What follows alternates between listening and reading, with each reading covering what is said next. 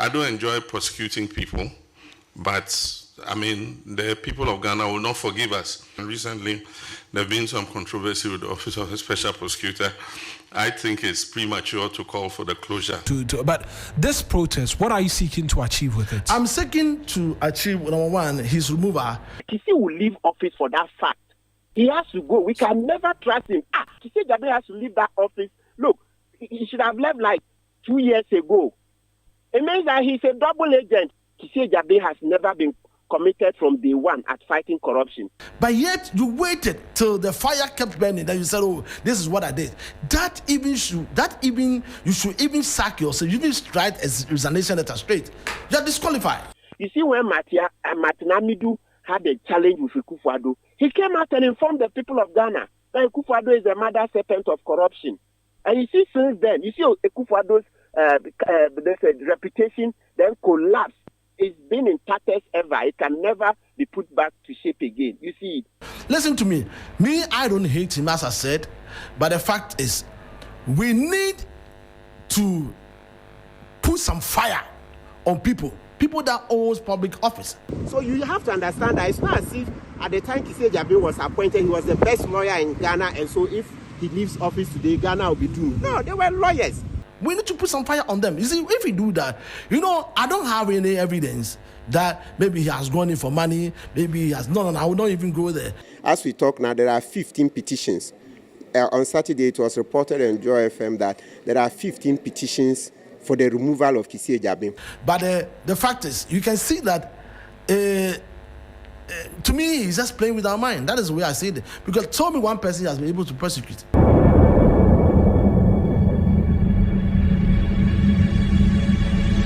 Distinguished ladies and gentlemen, thank you for this call to update us on issues to do with the National Peace Council. I was vice president when the whole discussion on the National Peace Council, started, and we worked very closely with the United Nations office here to decide what our peace architecture should look like. And eventually, the Peace Council was formed. I think since 2011, it has worked hard, and it's become unique in terms of our peace architecture. And so many countries have looked at what we have and are trying to structure their peace architecture based on our establishment of the National Peace Council. And so I want to congratulate you since, as you said, we inaugurated your board in April. We've not had the opportunity to meet and have a discussion, so I'm happy that we could spare this time to meet with you at a time when all of us are concerned about the proliferation of conflicts across our country. There's a rising intolerance, you find, and it's resulting as a result of disagreements, first and foremost to do with chieftaincy. You find a traditional area that has been at peace for so many years, and a ruler who has been on the stool for decades. And then as soon as he dies, there is a competition, and suddenly a chieftaincy dispute arises, and lack of tolerance and misunderstanding. Sometimes it breaks out into violence. It is putting a lot of pressure on our security services. A lot of our security services are tied down in conflict areas. I mean, Sampa, we have a whole contingent there. You go to Nkwanta, we have a whole contingent there. You go to Boko, we have a whole contingent there. Recently, Savannah, we had a whole contingent there. We've not withdrawn them yet. And yet there are so many of these, all over the country. It have to do with ethnic disputes, have to do with land disputes. And it's become a major headache for government. And so that's why we need to resource the Peace Council, to be able to carry out its mandate in terms of trying to arbitrate some of these misunderstandings. I'm happy that we continue to recognize the blessing God has given us in terms of religious tolerance and religious coexistence. It's one of the beauties of Ghana that we have different religions and yet we live together peacefully. Most of the conflicts we have do not stem from religious differences. Most of them stem, from chieftaincy and land disputes. And so we continue to thank God for the religious coexistence. And let me congratulate you on the MOU that was signed in respect of the faith-based schools. That has been a point of contention for quite a while. And so we took note that somebody filed a case before the Supreme Court. The Supreme Court is yet to pronounce on that issue. But if you read what the faith-based organizations agreed in their own MOU, I don't see any point of dispute. They all accept that if there's a mission school, it has its, faith orientation. But within that faith orientation, there must be recognition of diversity. It's right there in the MOU. So I don't want to suggest it, but I think the Supreme Court has its work cut out for it because the same people have signed an MOU. And so I don't see what the contention there is. And there's even a place that talks about fasting. Because Christians fast, Muslims fast. You can find a Christian student in a Muslim school or a Muslim student in a Christian school. And it talks about whether they should be allowed to fast. And it says that, yes, the student can fast if the parents inform the school that they want their ward to fast. And if there's any health consequences from the fasting, the responsibility shall be that of the parent and not the school. I mean, that's clear enough, So I think that is something that we can be proud of, and I want to congratulate the Peace Council for being the facilitators of that understanding between the faith-based institutions. We must go back to the root causes of conflict, and that includes economic exclusion, lack of opportunity for young people, and so many other things. And so government to bear some responsibility to ensure that we manage the economy properly so that we're creating opportunities for people to be able to earn an income to be able to look after themselves. And that's why our focus has been on stabilizing the economy in the last 11 months.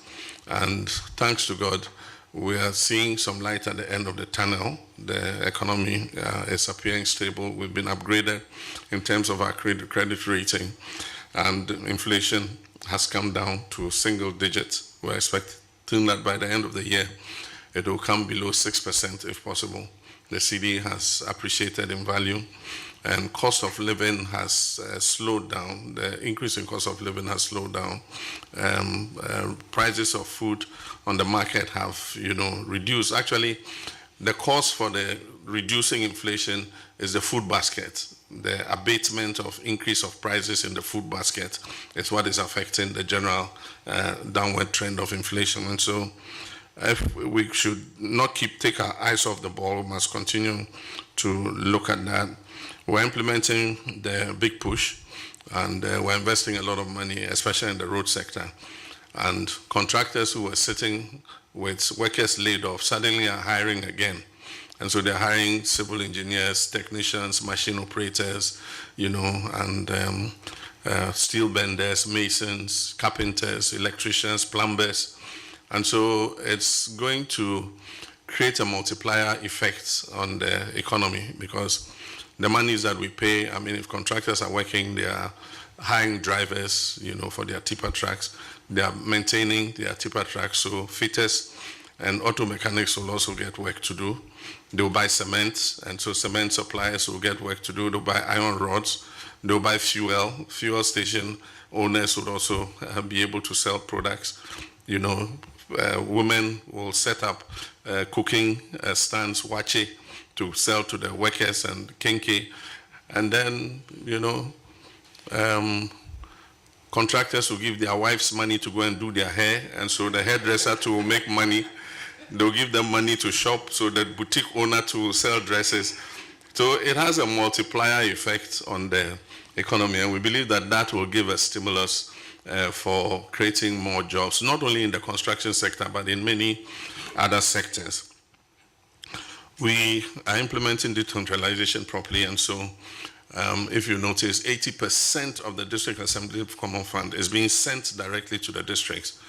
And so you don't hear too many complaints coming out of the district, because some of them have money they have not even spent, and the year is coming to an end, you know. And so they are able to award their own contracts at the district level, instead of before where there was that centralization, and the district and the administration common fund administrator would be the one to give you a contract to go to Bole Bamboe and go and build a classroom block there. This time the districts themselves are awarding their own classroom blocks and other district level infrastructure. But we live in a sub-region, and so people say we're an oasis of peace in a turbulent sub-region. And there are two new developments. One is the penchant for coup d'etats, and you saw what happened in Benin recently and Guinea-Bissau. And so it's something that the regional body, you know, has to look at. Happily, we have an ECOWAS meeting coming up on the 14th, so I'm sure that that is going to be a major point of this discussion. But like I've always said, for those of us who practice democratic governance, we must let our people have faith that democratic governments can deliver the kind of opportunity and development that they are looking for. It's when they lose faith, and that was beginning to happen, you know, in the run-up to the campaign of last year. You could see a certain cynicism where young people said, look, even this voting is useless. I go and vote every 4 years and I don't see what difference it makes into our lives. And so one of my major campaign messages was that, look, we have a last opportunity to keep the faith and trust of our people in the political elite. Otherwise, Ghana is not immune to coup d'etats. And so that is why this government is doing its best to make sure that we regain the trust of the people, one, by being accountable ourselves, and two, by holding persons who have held office and abused the public trust to account. I don't enjoy prosecuting people, but I mean, the people of Ghana will not forgive us if people develop impunity in terms of abusing the trust that people have put in them. And so that's why we're resourcing the Economic and Organized Crime Office and the other anti-corruption institutions, including the Office of the Special Prosecutor. And recently, there have been some controversy with the Office of the Special Prosecutor. I think it's premature to call for the closure of that office. The unique thing about that office is it is the only anti-corruption agency that has prosecutorial powers to be able to prosecute themselves without going through the Attorney General. And so people had mistrust for the Attorney General because the Attorney General normally is a member of government and is a minister of state. And so they believe that the Attorney General will be very reluctant to prosecute his own. But if there's an independent office like the Office of the Special Prosecutor, it won't matter who you are because they have security of tenure and they have prosecutorial powers, whether you're a member of government or you're a member of a previous government or you are anybody who has, you know, misappropriated public funds. They have the law is behind them to be able to prosecute you. So I think we should give them a little time. You know, of course, people want to see, you know, more prosecutions and more results. And so I'll just urge the OSP to speed up, you know, some of these investigations and, you know, show people that the office is still very relevant. And so aside from that, we have the issue of the Sahel. It continues to be a major problem. Burkina Faso, Mali, and Niger. And these are our northern neighbors. And so we need to keep an eye on what happens there.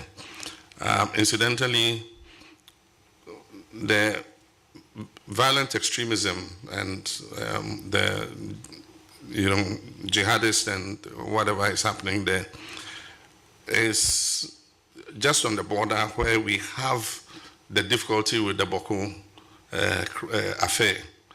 And so it makes us vulnerable, when you have a conflict or crisis in an area that is so sensitive, in terms of our security of our national territory. And that is why it is important for us to, try and get a handle on the Boko issue as quickly as possible. I want to express my appreciation to the Otumfuo for the role that he has played. We came into office and the previous governments informed me that they had asked Otumfuo to mediate. And so when I met him, he confirmed that yes, he had been asked to mediate in the conflict. And so we said, okay, we'll give opportunity for that mediation to take place. So we've been managing the crisis, sporadic killings here and there, waiting for the outcome of the mediation process. Happily, the Otumfuo has signaled to me that on the 16th, he would come here to the presidency. I'll invite you, the National Peace Council. I invite the Executive Committee of the House of Chiefs, and then other, recognized bodies, religious leaders, and we will receive the mediation report together. And consequently, whatever actions need to be taken to implement the report, we would all, know exactly what we're going to do. And so we have to be prepared. We haven't had any direct confrontation from any of the violent extremists, but it's not a question of if, it's a question of when, because, we cannot say we are immune to what is happening there. And that's why we need to prepare our security services so that they can defend the country in case of any incursion. And so recently we've started the retooling of the security services. We acquired some armored vehicles for the police.